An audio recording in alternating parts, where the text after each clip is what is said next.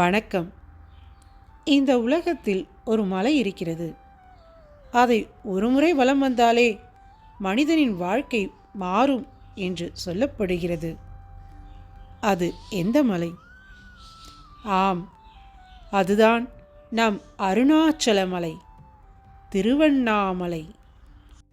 அண்ணாமலையை வலம் வருவதால் கிடைக்கும் பெரும் பேறு என்ன? வாருங்கள், அதை முழுமையாக பார்க்கலாம். திரு அண்ணாமலையை வலம் செய்தல் பிறவி பெருங்கடலை தாண்டுவதற்குரிய தெப்பம் ஆகும். 7 நரகம் புகாமல் வீட்டுலகு ஏறுதற்குரிய ஏணியாகும். அரிய தவத்திற்கும் அறத்திற்கும் செல்வத்திற்கும் காணியாகும். இறைவன் நம்மிடம் கருணை கொள்ளுமாறு செய்யும். அண்ணாமலையை வலம் செய் என்று சொல்லிய அளவிலே பிரம்மகத்தி நீங்கி போகும். களவு செய்த பெரும் பாவமும் நீங்கும்.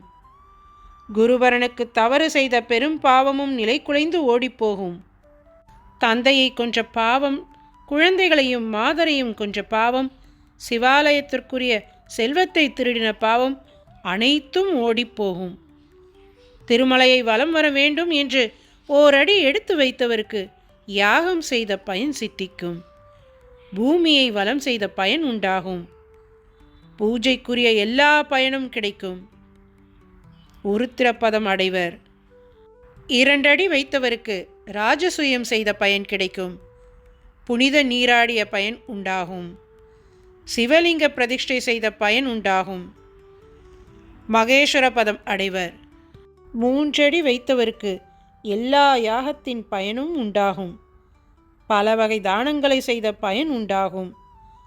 எத்தனையோ கோடி விமானம் தூபிகளையுடைய கோவில் கட்டிய பேறு கிடைக்கும். கோடி தலைமுறையை சார்ந்தவர்களை சிவபதவியில் கொண்டு போய் சேர்ப்பவர் ஆவர். 4 அடி வைத்தவருக்கு அட்டாங்க யோகம் செய்த பயன் உண்டாகும். அன்றியும் அம்மலையை வலமாக போகும்போது வழியில் உள்ள பருக்கை கற்களாலும் அழற்சியினாலும் கஞ்சிப்போன கால்களை உடையவரை கண்டால் யமன் என்று பயந்து பாவங்கள் ஓடிப்போகும்.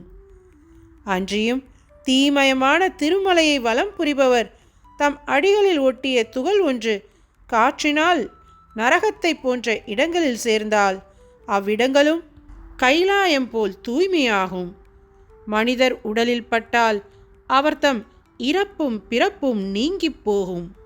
நல்ல மாதருடன் இன்பம் நுகர விரும்புவோரும், அரசரை வயப்படுத்த விரும்புவோரும், பகையை நீக்க விரும்புவோரும், நல்ல பிள்ளைகளை பெற விரும்புவோரும், சஞ்சிதம், பிராரத்துவம், ஆகாமியம் ஆகிய 3 வகை வினைகளை நீக்க விரும்புவோரும், இயல் இசை முதலாகிய கல்வியை பெற விரும்புவோரும் திருமலையை வலம் செய்வர். ஞாயிற்றுக்கிழமை மலைவலம் புரிவோர் சூரிய மண்டலத்தை பிளந்து சிவலோகத்திற்கு தலைவராய் சென்று சேர்வர். சோமவாரத்தில் திருமலையை வலம் வந்தவர் 7 உலகத்தையும் ஆண்டு சிவசாரூபத்தை அடைவர்.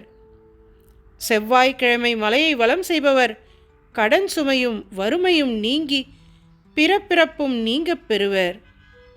புதன்கிழமை வலம் செய்வோர் எல்லா கலைகளையும் அறிந்து தேவர்கள் ஆவர். குருவாரத்திலே வலம் செய்வோர் தேவர் முனிவர்களுக்கு ஆசிரியராவர். சுக்கிரவாரத்தில் வலம் செய்பவர் திருமால்புரத்தை பெறுவர்.